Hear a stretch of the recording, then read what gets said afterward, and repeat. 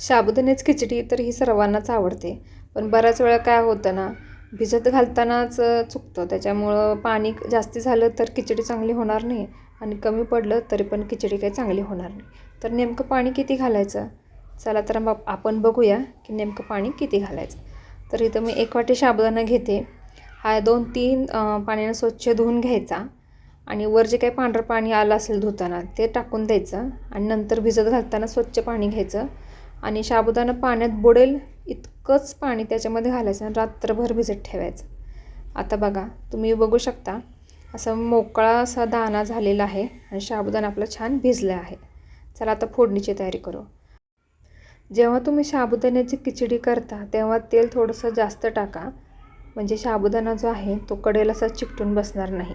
तर इथं मी तेल थोडंसं जास्ती टाकलं. तेल गरम झाले की त्यात जिरे टाकले आणि कच्च्या बटाट्याचे कापसे त्याच्यामध्ये असे खरपूस तळून घ्यायचे. एक मिनिटात हे तळून होतात. आता आपल्याला भिजलेला साबुदाणा जो आहे तो ह्याच्यामध्ये आपण टाकून घेऊया. ज्यावेळी तुम्ही साबुदाणा धुत असताना जे वर जे पांढरं पाणी येतं तर ते सगळं निथळून बाजूला काढायचं आहे. जोपर्यंत स्वच्छ पाणी दिसत नाही तोपर्यंत तो साबुदाणा तुम्ही धुवायचा आहे आणि नंतरच भिजत घालायचं आहे.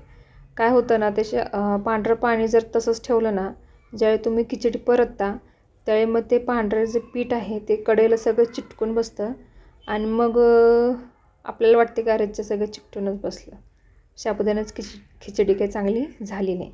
तर तुम्ही बघू शकता आपले छान असे साबुदाण्याची खिचडी छान मऊसूत तयार झाली आहे. जाता जाता लाईक शेअर सबस्क्राईब तेवढं करा चॅनलला. काय बाय.